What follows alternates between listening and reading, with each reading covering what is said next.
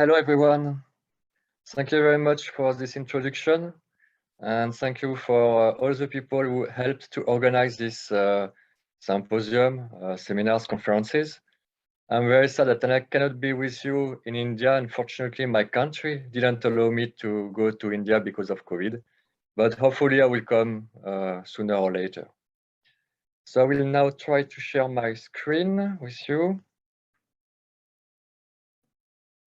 I don't hear anything. Can you hear me? Can you see my screen? Yes, sir. Okay, perfect. Perfect. So I'm going to talk about reproductive strategies in termites today. And if you go to the tropics, you can see plenty of constructions like this made by termites. This is only nest made by termites, and you can see they can be all around you. You can pretty much see only them.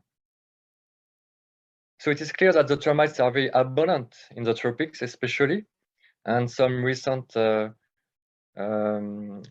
studies show that there is about 50 megatons of termites in the world, slightly less than ants, but still quite a lot of them. So they are very abundant in tropics. And because of this, they are a food for many animals. For example, the chimps, which like to fish the termites inside the nest. They put a stick of wood inside the nest, and they just catch the termites like this, and they eat them. This is actually one of the main work of Jane Goodall, who became famous because of this, by showing that not only humans can use tools, but also some other animals can use tools. Also, some animals like these ones can eat almost exclusively termites. So this is a very important part of their diet. And even some ants, like this one, eat exclusively termites, and not even all termites they can find, but only few termite species, like this Megaponera, which can make some columns of hunting ants to get the termites. Also, humans can eat termites, as you can see here. Either the imagos, the flying termites, or even the queens. They eat the queens, sometimes alive, and they believe it is good for fertility.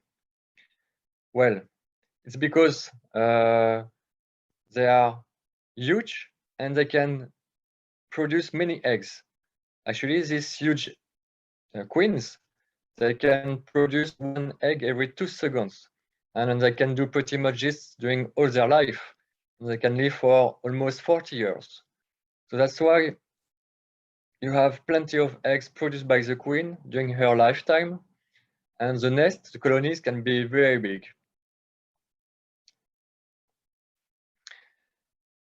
And this is thanks to their reproductive strategies. So let's see now in details the different reproductive strategies.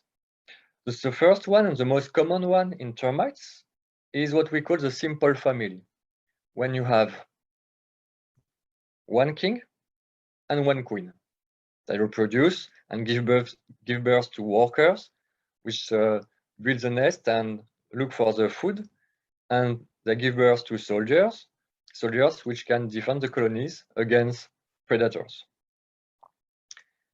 You can also have some extended family, where you have several reproductives, which actually are called secondary reproductives. Initially, you have one male and one female, one king and one queen. But when they die, or when they are too far from the other termites, you can see some workers which can transform themselves into what we call neotenics, which are secondary reproductives. And you can have several neotenics in the colony, and they can reproduce together, and they can start the colony, continue the colony, and give plenty of new termites. The third reproductive strategy is what we call the complex family. In this family, you have more than 2 unrelated reproductives. They come because you have, for example, two different colonies close from each other, and finally they are so close that they start to merge together. There is only one big colony. Or you can have some flying imagos, males or females. At the time of the swarm, they stay together and they start the colony with a couple of other imagos. So you can have, for example, in this picture, two queens and one king. But recently, some other reproductive strategy has been observed, what we call the parthenogenetic reproduction. In this strategy, you have secondary reproductives, females, which are produced by the primary queen by parthenogenesis. And when the primary queen dies, these secondary reproductives can reproduce with the king. This is what we call the asexual queen succession, AQS. Let's see in details this AQS. First, the advantages. The queen gives birth to these secondary reproductives, these new queens, by parthenogenesis. So they are not related to the king. So the genetic diversity is maintained, which is very important. Second point is that you come from one queen to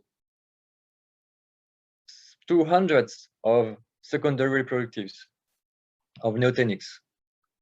And because of this, you will have a huge population at the end. So this AQS, this strategy, has been discovered in 3 termite species from the genus Reticutermis very recently. But what about the other termite species? There's about 3,000 termite species in the world. And we don't know about these species, if they use this AQS or not. And once we were in South America, in French Guiana, and we observed these termites, this Ambiratermes neotenicus. What we observed is here in the middle, the primary king, the king, and all around here, plenty of females reproductives. So we were wondering if there is AQS in this termite Ambiratermes neotenicus. So what we did is that we collected 10 colonies of this termite species, and we use the molecular techniques to study this system of reproduction. And here is what we found. I'll try to do something very simple to explain you. So here you have the queen, here you have the king. And I represented by the squares of different colors, the alleles. And here you have the workers and the soldiers. On all the workers and soldiers we observed, we found only, at this specific place of the genome, we found only 4 different genotypes. Here you can see 2 of them with the alleles of the females on the left, 2 here is the female, and here on the right, the alleles from the king. So what you can see is that the workers and the soldiers, they have genotypes made by the alleles of the queen and the king, which means that they are produced, they are produced by sexual reproduction. The queen and the king, they reproduce together and they give birth to the workers and to the soldiers. Here are the female neotenics. And what we found is that there were only 3 genotypes at this specific spot. And 3 genotypes, 1, 2, 3, made only of the alleles of the queen, not of the king, only of the queen. You see the color? Only the queen, which means that these female reproductives were produced by parthenogenesis from the female primary queen. The king was not involved in the creation of these insects. So we identified this AQS in Ambirathames notenicus at that time. It was in 2015. So here is the cycle of this termite species. You have one queen and one king.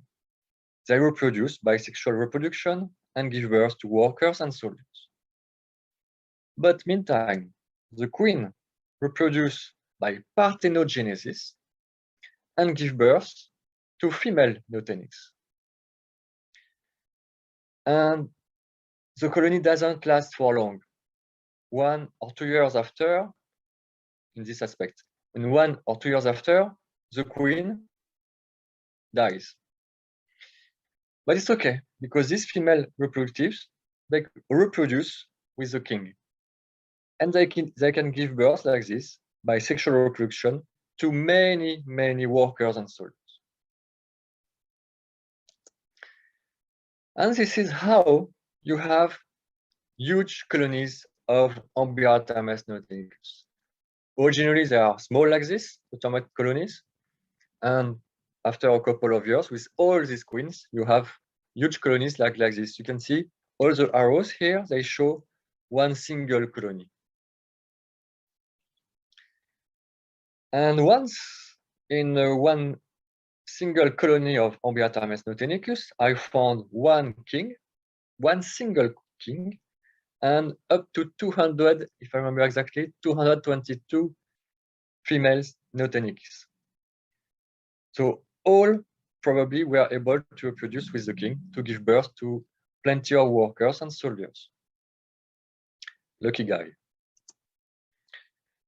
So we found this AQS system in Ambirathames notenicus from French Guiana. But we can wonder if this strategy is used by only termites from this country, or if it is used by other colonies from other countries in South America. And here is all the places where you can find Ambirathames notenicus.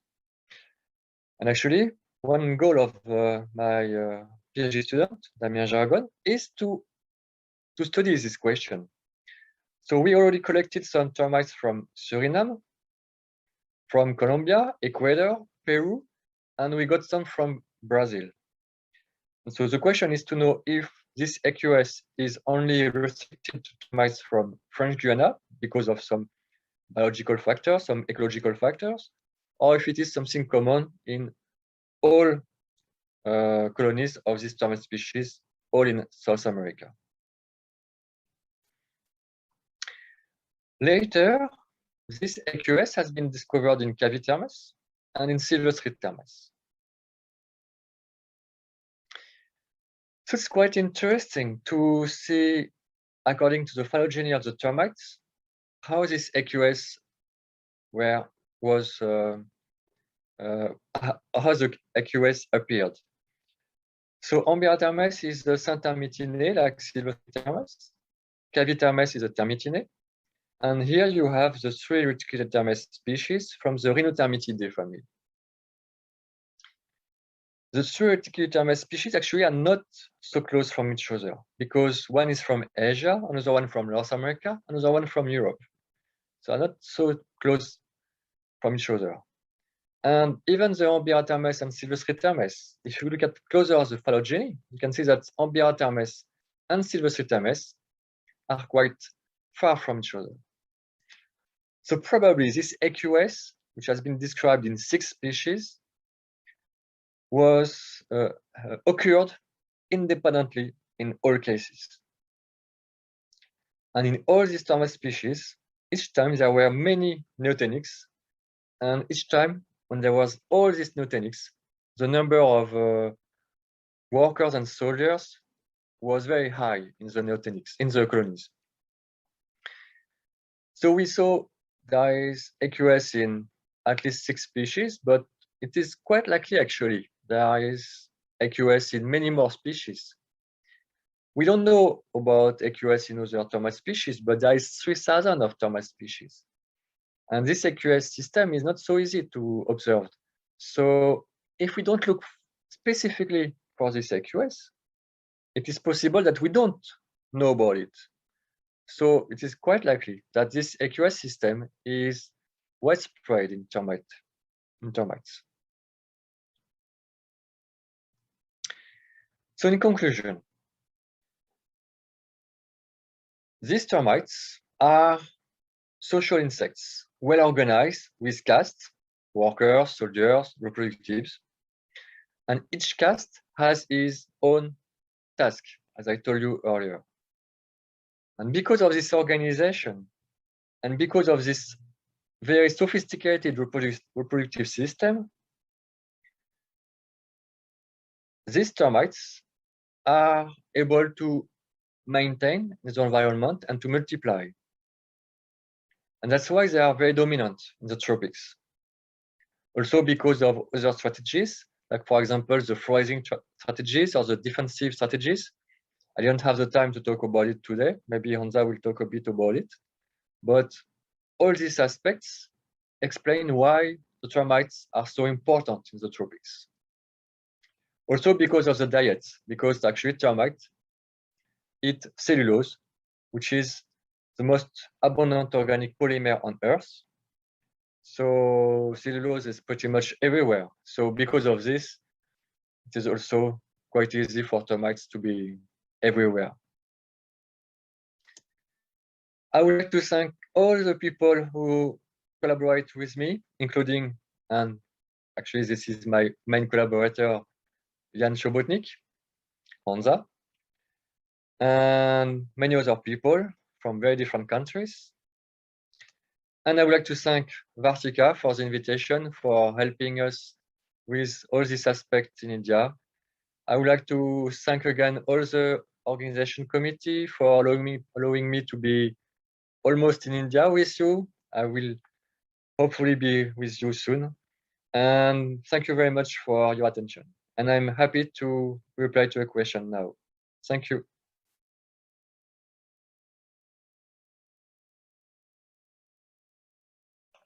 Thank you so much, sir, for such a wonderful talk. So with your permission, I'd like to ask a few questions which were asked by our participants online.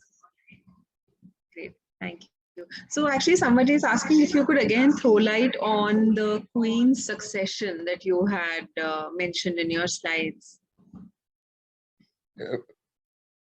What should I do to explain again? So this is the question, to explain again?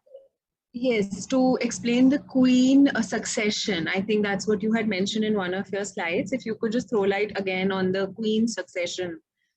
Okay, no problem.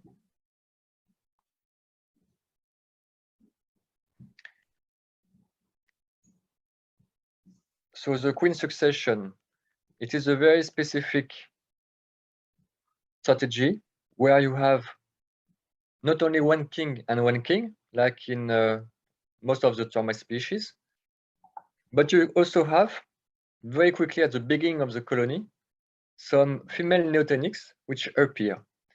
And these female neotenics, they are produced by parthenogenesis, which means that the queen doesn't need the king to make copies of herself. It is like clones, if you want. This is clones of the queen. And she can create many clones of herself. But after that, she's very tired and she dies very quickly after 1 year or 2 years. But it's okay because the queens, the clones of herself, of the primary queen, they can reproduce with the king and give birth to the workers and soldiers. So you have a huge colony after because of all these queens which can reproduce probably with the king. Was it okay, this explanation? Is it better? Okay. Thank you so much. So there's another question by one of our colleagues who's asking that what if the king dies? Are there any male neotenics as well? Alors, that's a good question. And to tell you the truth, we have seen some male neotenics, but only twice or 3 times not more. And we never saw them reproducing. So we think that it's not really the strategy. And we believe that if the king dies, the colony will die because there is no king to help for the reproduction. But we're not sure about it. And maybe it's possible that this male neotenics that we have observed only a few times may replace the king in case the king dies. But it is clear that the king can survive much longer than the primary queen. Clearly, the primary queen, she dies after 1 or 2 years maximum. But the king, we are sure that it survived for many, many years. Why is such difference? We don't know, but this is how it works with this species. Thank you. So this answers the question, the next question that is asked, that what is the lifespan of a king? So I guess you're saying that it lives much longer as compared to the queen. Yeah. Yeah, it's difficult to say how long, but I would say at least 10 years. I would say maybe even 15 years. Not as long as the huge queen I showed you at the beginning, which lived like 40 years. Probably not that long, but this queen living 40 years, this is a record. No insect in the world is able to live for so long as the termite queen, which lives 40 years. Even the ants can live shorter time, not as long as 40 years. Right. All right. And another question that is being asked is, how does a king come into existence? Like, what is the procedure? Like, how does a king come into existence? How is he selected? Well, so originally you have a king and a queen, or many female reproductives. In the case of Termite neotenicus, they give birth to workers and soldiers. And later, when the colony is mature, you have also some other termites produced, and they are the winged termites, which means that they are termites with wings. They are males and females, but they don't reproduce inside the nest. They fly away from the nest to disperse, to go farther, and to find a mate. So if it is a male, he will try to find a female. If it is a female, she will try to find a male. If possible, from other colonies, farther. So usually you have all the colonies from the same species, which have the swarm at the same time. So to mix all these flying termites together. And usually you have the female using what we call a sex pheromone, which is an odor, attracting the males. Hopefully one, sometimes even more. And when the female attracts the male, like this, they start to walk together. They remove their wings because they don't need them anymore. They start to walk together to find a suitable place to start a nest. Usually it's a small crack in the soil, and they hide inside and they start to build some very small chamber with the soil, and they stay together inside. And they will start to reproduce.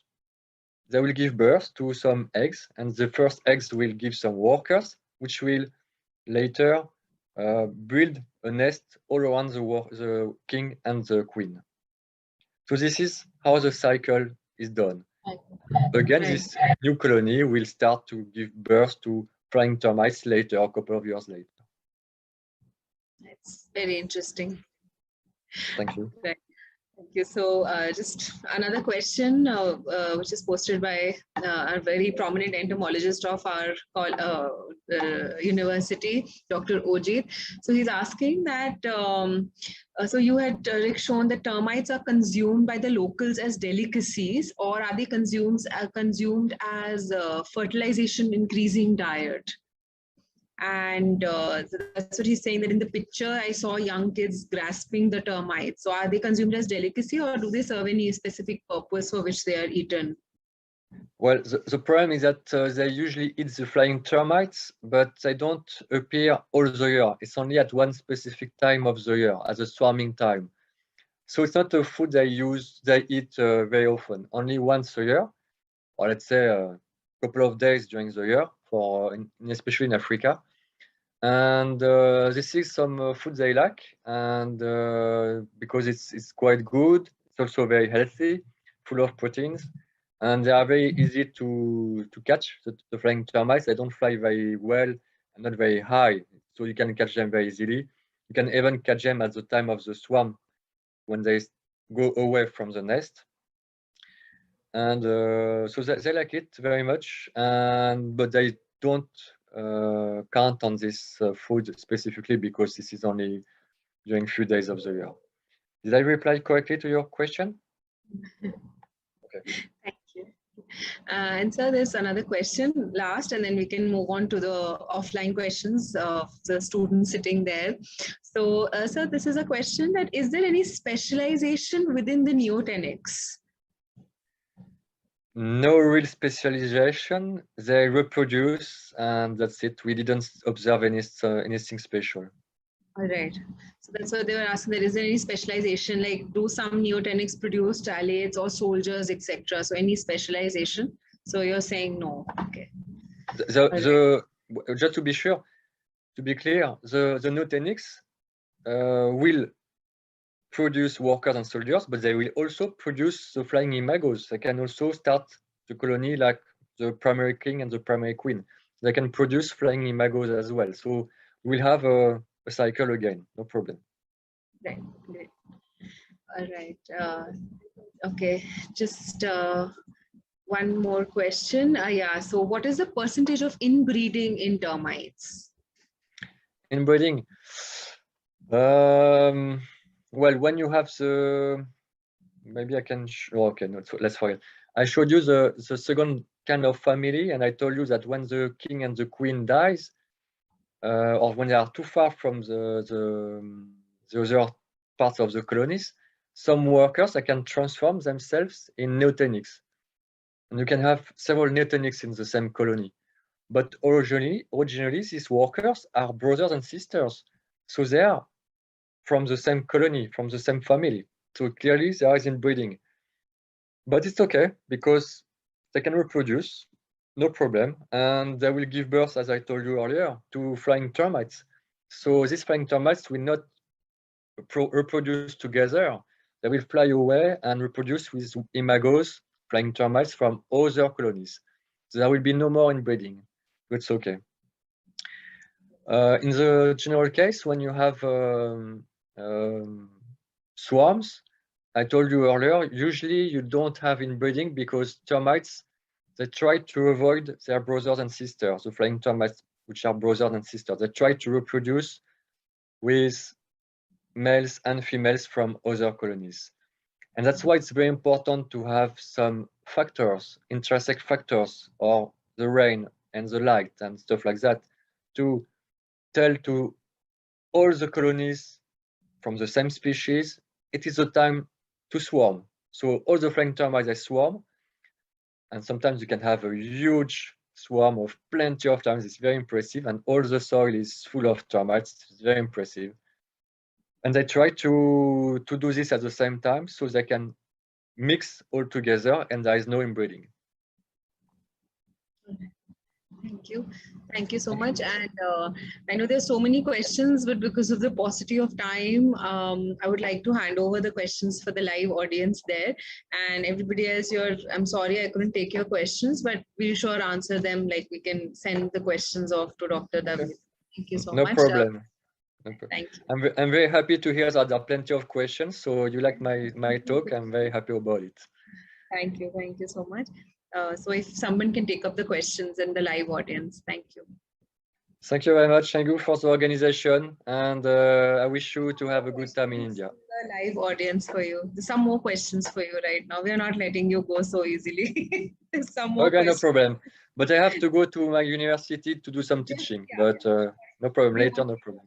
Just 2 or 3 questions from the live audience. Thank you. Now or later? Now, sir. Just yeah. Okay, go ahead. Thank you. I don't hear you. The microphone is off.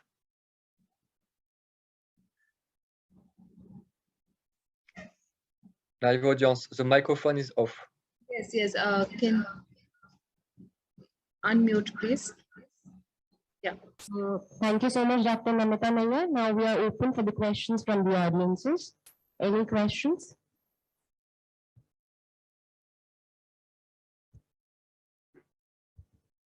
Thank you, sir. Thank you, sir. It was an amazing talk. I loved it. I have one question. I have read somewhere that termites work tirelessly 24 hours a day. So how do they work like whole day, like whole life, 365 days a year? And from where do they get that much energy? And what about their sleep-wake cycle? I didn't hear anything. I'm sorry. Can you repeat, please? Am I audible now? I didn't hear. Okay, I'll repeat on her behalf. The sound is not very good, but okay, try again.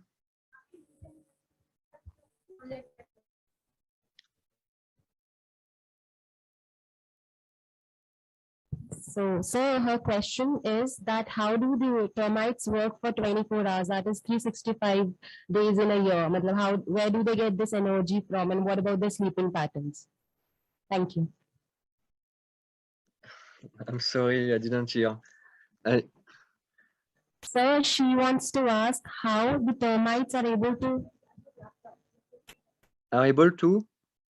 Himani, I'll take it. 24 hours in a day, that is 365 days a year. Where do they get this energy from? And what about their sleeping patterns? Okay. Well, how they get the energy? Okay. So they get the energy from the food. They eat the cellulose, I told you, and the cellulose is, it depends on the species, easier from the wood. Some termite species eat specifically some wood or some soil. And they have some species are able to eat some very specific soil, mineralized a lot. So you have a very different gradient of humidification, allowing termites to feed on the cellulose. So you have really clearly some wood-feeding termites and some soil-feeding termites. I hope I understood well the question and I reply well. Can you hear me? You don't hear me anymore. No, we hear you. We hear you. Yes. Okay. Namita hear me, but not not everyone. So, do we have any more questions from the live audience? Yes.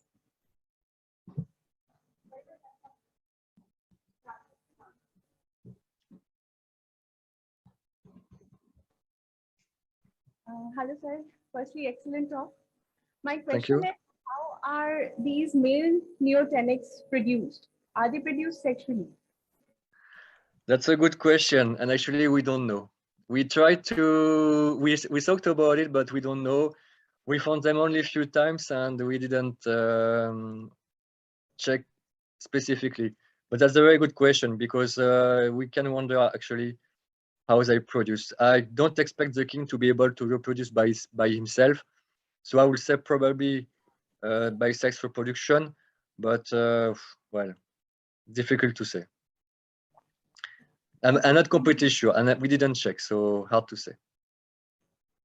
Thank you. But that's a good question. We would like to look for it in the future.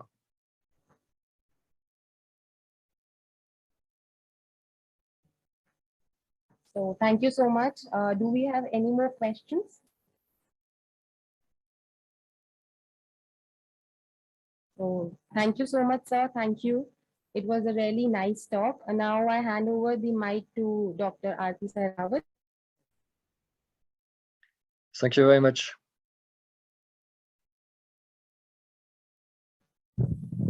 Thank you so much, sir. Thank you, Dr. Namita and Dr. Himani, for handling the question answers round. Now moving ahead